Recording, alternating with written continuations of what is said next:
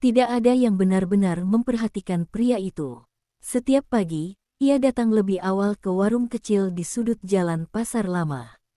Pakaiannya sederhana, kemeja lusuh, celana hitam yang warnanya sudah pudar, dan sepatu murah yang solnya mulai terkelupas. Rambutnya rapi, tapi wajahnya selalu datar, nyaris tanpa ekspresi. Orang-orang mengenalnya sebagai Ardi, pendiam, tidak banyak bicara, tidak suka ikut urusan orang lain. Di mata para pedagang dan warga sekitar, Ardi adalah tipe pria yang aman untuk diremehkan. Jika ditegur, ia mengangguk. Jika disuruh, ia menurut. Jika dimaki, ia diam. Dan di wilayah itu, diam sering dianggap lemah. Pasar itu dikuasai oleh seorang preman terkenal, Bima, pria bertubuh besar dengan suara keras dan temperamen pendek. Semua pedagang tahu aturannya, setor uang keamanan setiap minggu, atau daganganmu akan bermasalah. Tidak ada yang berani melawan. Termasuk Ardi. Selama berbulan-bulan, Ardi membayar tanpa protes. Bahkan saat Bima sengaja mendorong bahunya, menumpahkan dagangannya, atau menghina di depan umum.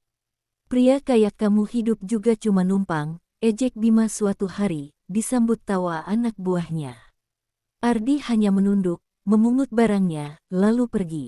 Namun, tidak ada yang tahu, diamnya Ardi bukan tanda takut. Di balik tatapan kosong itu, tersimpan sesuatu yang tidak pernah ia ceritakan pada siapapun. Sebuah masa lalu yang kelam. Sebuah luka lama yang belum sembuh.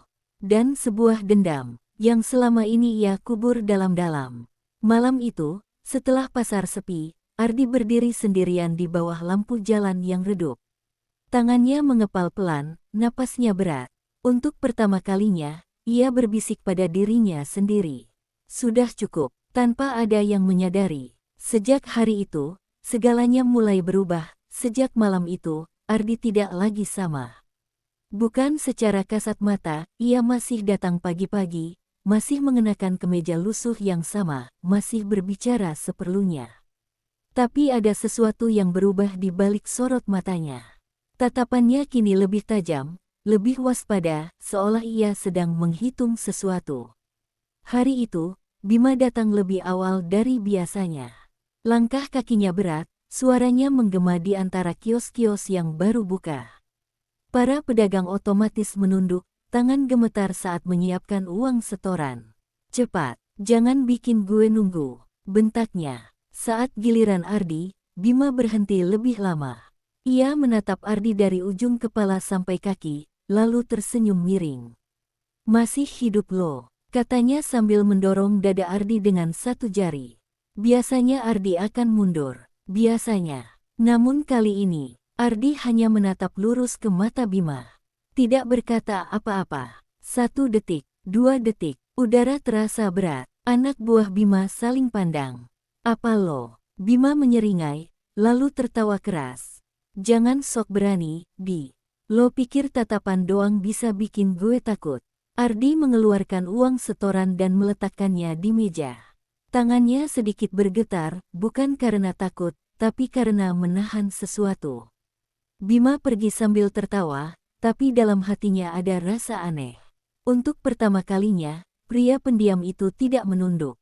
Malam harinya, Ardi pulang ke kontrakan kecil di pinggir kota. Di dalam kamar sempit itu, hanya ada kasur tipis, meja kayu tua, dan sebuah cermin retak yang tergantung di dinding. Ardi berdiri lama di depan cermin itu. Ia menatap bayangannya sendiri, wajah yang terlihat tenang, tapi mata yang menyimpan kelelahan mendalam. Kilasan masa lalu menyeruak, suara teriakan, pukulan, darah di lantai. Tangannya bergetar hebat saat ia membuka laci meja. Di dalamnya tersimpan sebuah dompet usang.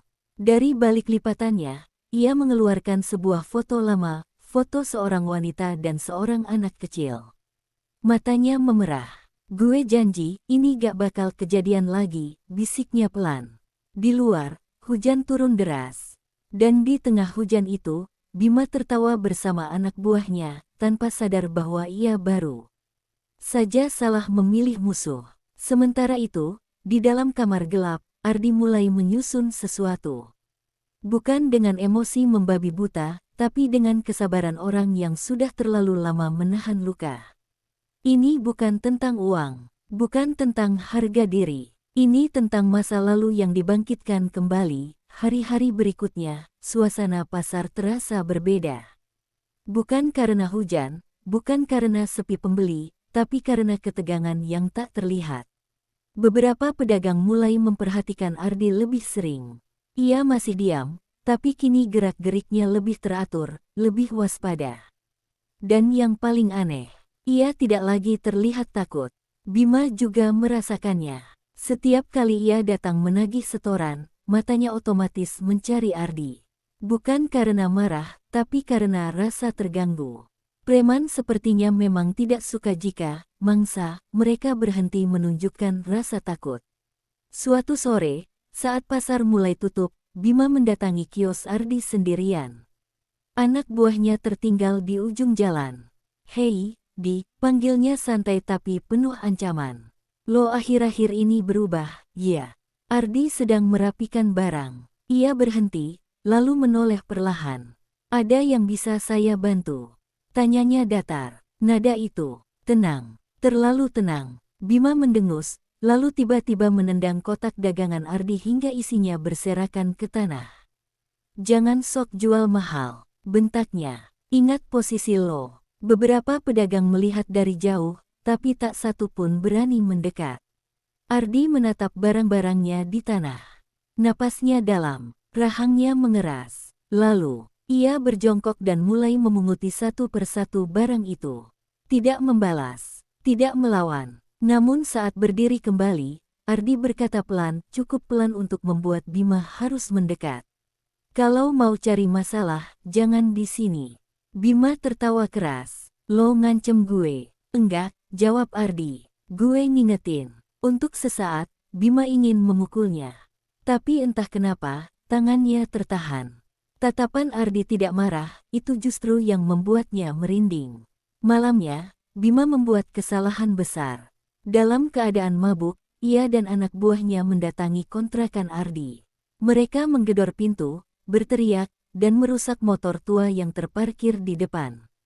"Keluar lo, pengecut!" teriak Bima. Namun Ardi tidak keluar. Yang Bima tidak tahu, motor itu adalah satu-satunya barang yang tersisa dari masa lalu Ardi. Dan malam itu, sesuatu di dalam diri Ardi akhirnya retak sepenuhnya. Dari balik jendela gelap, Ardi memperhatikan mereka pergi. Wajahnya tetap tenang, terlalu tenang. Ia lalu mengambil ponsel lama dari saku. Membuka galeri. Sebuah foto lama muncul, foto Bima, diambil dari kejauhan, bersama seorang pria lain. Ardi menatap layar itu lama. "Kesalahan lo," gumamnya pelan. Karena sejak malam itu, Ardi tidak lagi hanya bertahan. Pagi itu, Ardi tidak datang ke pasar seperti biasa. Para pedagang mulai berbisik. Sebagian mengira ia kabur setelah diteror Bima. Sebagian lagi merasa kasihan, nasib pria pendiam memang sering berakhir buruk. Namun jauh dari pasar, Ardi sedang berada di tempat lain. Ia duduk di sebuah warung kopi kecil, mengenakan jaket gelap dan topi. Di tangannya, ponsel lama yang layarnya retak. Jarinya bergerak pelan, mengirim pesan singkat ke sebuah nomor yang sudah lama tidak ia hubungi. "Gue butuh bantuan. Sekarang." Tak lama, balasan masuk. Akhirnya, Ardi menghela napas. Wajahnya tetap datar, tapi matanya tajam. Sementara itu, di pasar, Bima tertawa keras. Ia yakin Ardi sudah menyerah. Ia tidak tahu bahwa sejak hari itu, permainan tidak lagi ada di tangannya. Malam itu, Ardi bertemu seseorang di pinggir kota. Pria itu lebih tua, wajahnya keras, penuh bekas luka. Mereka saling menatap lama tanpa bicara. "Lo kelihatan kurus," kata pria itu akhirnya. "Lo kelihatan masih hidup," jawab Ardi singkat. Mereka duduk berhadapan. Tidak ada pelukan. Tidak ada basa-basi. Pria itu mencondongkan badan. "Masalah lo, preman pasar." Ardi mengangguk. Pria itu tersenyum tipis. "Kalau lo nelpon gue, berarti dia udah keterlaluan." Ardi menatap gelap. "Gue cuma mau satu hal," katanya pelan. Dia berhenti. Di kejauhan, Bima masih merasa aman. Padahal, orang-orang lama sudah kembali ke permainan. Keesokan harinya, Ardi kembali ke pasar. Semuanya tampak normal. Ia membuka kios seperti biasa, menyapa seperlunya, dan bekerja dalam diam. Tapi kali ini, ia sengaja melakukan satu hal berbeda. Ia membiarkan Bima melihatnya berbicara dengan seseorang asing, pria berjaket gelap yang hanya datang sebentar, lalu pergi. Bima memperhatikannya dari jauh. Alisnya mengernyit. "Siapa itu?" tanya Bima pada anak buahnya. "Gak tahu, Bang. Bukan orang sini." Bima mendecak. Ada rasa tak nyaman di dadanya. Preman yang terbiasa menakuti orang mulai merasa diawasi. Sementara Ardi tetap bekerja seperti biasa. Jejak sudah ditinggalkan, dan umpan sudah dilempar. Malam itu, Bima sulit tidur. Bayangan wajah Ardi terus muncul di kepalanya, tatapan tenang yang tidak seharusnya dimiliki orang lemah. Ia merasa sesuatu bergerak di belakang layar, tapi tidak tahu apa. Keesokan paginya, salah satu anak buahnya datang tergesa. "Bang, motor kita hilang satu." Bima membeku. Itu bukan soal motor, itu peringatan. Di sudut kota, Ardi berdiri diam, memperhatikan dari jauh. Wajahnya tetap tenang. Untuk pertama kalinya dalam hidupnya sebagai preman, Bima merasakan sesuatu yang asing. Takut. Sejak motor itu hilang, hidup Bima tidak lagi tenang. Anak buahnya mulai gelisah. Setoran telat. Beberapa pedagang berani menolak dengan alasan sepele. Seolah-olah keberanian mereka dipinjamkan oleh seseorang. Bima sadar, ini bukan kebetulan. Suatu malam, ia menemukan secarik kertas di jok motornya yang tersisa. "Berhenti sekarang." Tidak ada nama, tidak ada ancaman lanjutan. Justru itu yang membuatnya merinding. Di sisi lain kota, Ardi duduk sendirian. Ia tidak tersenyum, tidak puas. Baginya, ini belum balasan. Ini baru tekanan awal. Dan Bima mulai kehabisan ruang untuk bernapas, merasa terpojok. Bima akhirnya mengambil keputusan ceroboh. Ia mengumpulkan anak buahnya. "Kita selesaikan malam ini," katanya dingin. "Cari Ardi." Mereka menyusuri gang-gang sempit, yakin jumlah akan menang. Tapi yang mereka temukan hanya kios kosong dan kesunyian yang aneh. Terlalu sepi. Dari kejauhan, Ardi mengamati. Ia tidak sendirian. Bayangan-bayangan lain berdiri tanpa suara. Bima baru sadar satu hal saat itu. Ia bukan lagi pemburu. Ia sudah menjadi target. Gang itu gelap dan sempit. Lampu jalan mati satu persatu, seolah sengaja. Bima melangkah lebih pelan. Keringat dingin mengalir di pelipisnya. Anak buahnya mulai saling berbisik, rasa percaya diri mereka hilang. Tiba-tiba, sebuah suara terdengar dari depan. "Udah jauh banget lo pergi." Ardi muncul dari bayangan. "Tenang, sendirian." Bima mengepalkan tangan. "Jadi ini semua kerja lo?" Ardi menatapnya lurus. "Gue cuma ngembaliin apa yang dulu lo ambil." Tidak ada teriakan, tidak ada pukulan. Hanya keheningan, dan keputusan yang tak bisa ditarik kembali. Bima menatap Ardi, wajahnya pucat. Semua keberaniannya hilang. Kali ini, ia benar-benar tahu, lawan yang dihadapinya bukan pria lemah. Ardi melangkah pelan, suaranya tenang. "Lo pikir lo bisa terus menindas orang lemah? Salah besar." Bima ingin membalas, tapi kata-kata itu menusuk lebih dalam daripada pukulan. Ardi berhenti beberapa langkah dari Bima. "Mulai sekarang, lo belajar menghitung sebelum bertindak." Bima menunduk, sadar ini bukan ancaman kosong. Ia tidak bisa berbuat apa-apa. Malam itu, keputusan Ardi menjadi batas yang tidak bisa dilanggar lagi. Bima duduk termenung di depan kiosnya sendiri. Ardi tidak menyentuhnya, tidak menghancurkan dagangannya, bahkan tidak membalas ejekan yang dulu selalu dilontarkan. Tapi, rasanya jauh lebih berat daripada pukulan. Semua orang di pasar mulai memperhatikan. Pedagang yang dulu takut, kini berdiri tegak. Anak buah Bima mulai ragu menatap bos mereka. Ardi hanya tersenyum tipis, menata dagangannya sendiri. Sekali lagi, Ia membuktikan, kekuatan sejati bukan selalu dengan tangan, tapi dengan strategi dan kesabaran. Bima sadar malam itu, ia kalah.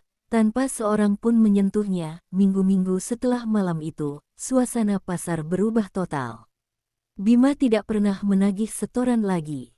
Bahkan, ketika ia lewat di depan kios Ardi, ia hanya menunduk dan berjalan cepat, tak berani menatap wajah pria pendiam yang dulu selalu diremehkan. Pedagang yang dulu hidup dalam ketakutan kini mulai bernapas lega. Mereka melihat Ardi bukan lagi sekadar pria pendiam, tapi simbol ketegasan yang diam-diam menakutkan. Tidak ada teriakan, tidak ada kekerasan, tapi rasa hormat yang baru tumbuh secara alami. Ardi sendiri tidak berubah di permukaan. Ia masih bangun pagi, masih membuka kios, masih menyapa seperlunya. Namun di dalam dirinya, ada kedamaian yang baru. Ia tahu bahwa dendam yang ia simpan selama bertahun-tahun telah dibayar lunas, bukan dengan darah atau kekerasan yang membabi buta, tapi dengan strategi, kesabaran, dan ketenangan. Malam-malamnya kini dihabiskan di kamar kecil kontrakannya, duduk di depan cermin retak yang dulu menatapnya dengan bayangan masa lalu. Ia tersenyum tipis, mengingat semua luka yang pernah ia alami. Setiap bekas luka kini menjadi pelajaran, setiap air mata menjadi bahan bakar untuk menjadi lebih kuat, tapi tetap bijak. Suatu sore, seorang pedagang muda menghampirinya. "Pak Ardi, makasih ya karena berani berdiri untuk kita semua." Ardi hanya menunduk, wajahnya tenang. "Jangan takut, asal kita tahu batas dan berani berdiri, tidak ada yang bisa menakut-nakuti kita selamanya," jawabnya. Di balik tatapannya yang datar, tersimpan pesan yang lebih besar, diam bukan berarti lemah, dan kesabaran bisa menjadi senjata paling mematikan. Dan untuk Bima, ia perlahan mulai menghilang dari pasar. Namanya masih disebut, tapi tidak lagi dengan rasa takut yang dulu selalu membayangi setiap pedagang. Kini, pasar menjadi milik mereka yang berani, bukan mereka yang hanya bisa menindas. Ardi menatap matahari senja yang menembus celah pasar. Angin membawa aroma makanan dan suara pedagang yang tertawa ringan. Untuk pertama kalinya, ia merasa benar-benar bebas. Bebas dari dendam, bebas dari rasa takut, bebas dari masa lalu. Namun di dalam hati, ia tahu satu hal, jika ada yang berani menindas lagi, ia akan kembali, tenang, diam, tapi pasti, beberapa bulan berlalu. Pasar yang dulu penuh ketakutan kini mulai bernapas lega. Pedagang yang pernah takut pada Bima kini tersenyum dan berbicara dengan santai. Anak-anak berlarian di gang sempit tanpa khawatir. Suasana berubah total, bukan karena seseorang menghancurkan Bima dengan tangan, tapi karena satu orang yang diam, sabar, dan penuh perhitungan telah mengubah aturan main tanpa teriak atau kekerasan berlebihan. Ardi tetap sama di luar, pria pendiam yang selalu terlihat lemah. Tapi siapapun yang menatapnya kini bisa merasakan kekuatan yang tenang, yang tidak bisa dipatahkan oleh ancaman atau kemarahan. Ia masih bangun pagi, menyapu lantai kiosnya, menata barang dagangan, dan menyapa orang-orang dengan sedikit senyum. Tapi setiap gerakannya sudah penuh makna. Setiap diamnya mengandung peringatan tersirat, jangan pernah menilai seseorang dari luar saja. Suatu malam, di kamar kontrakannya, Ardi menatap cermin retak itu lagi. Bayangan dirinya kini berbeda. Tidak ada rasa takut, tidak ada luka yang membelenggu. Hanya kedamaian yang dalam. Ia menyadari bahwa dendam yang selama ini disimpannya bukan hanya tentang membalas Bima, itu tentang membebaskan dirinya sendiri dari masa lalu yang kelam. Ia membuka laci, menatap foto wanita dan anak kecil yang dulu menjadi pengingat akan ketakutan dan kehilangan. Kini, bukan lagi rasa sakit yang muncul, tapi tekad. Tekad untuk hidup lebih baik, hidup yang tidak digerakkan oleh kebencian, tapi oleh ketenangan dan prinsip. Keesokan harinya, pasar terlihat cerah. Ardi membantu seorang pedagang memperbaiki papan dagangan yang hampir roboh. Seorang anak muda menatapnya kagum. "Pak Ardi, lo hebat." Ardi hanya tersenyum tipis. Hebat itu bukan soal menakut-nakuti orang. Hebat itu tetap berdiri meski orang lain mencoba menjatuhkan kita. Di sudut pasar, Bima kini jarang terlihat.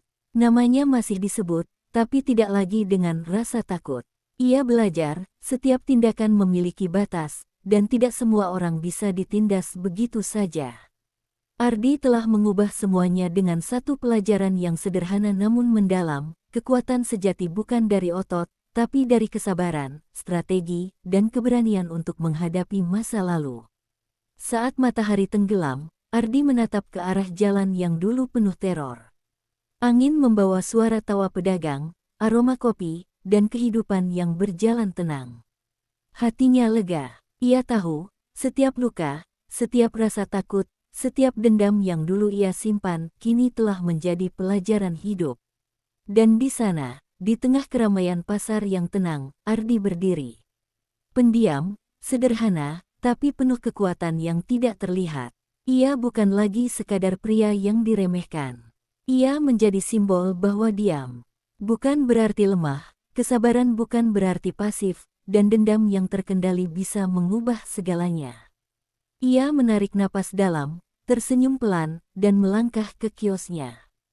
Hidup terus berjalan, dan Ardi telah menemukan kedamaian sejati, bukan melalui pertarungan, tapi melalui penguasaan diri dan keberanian yang tenang.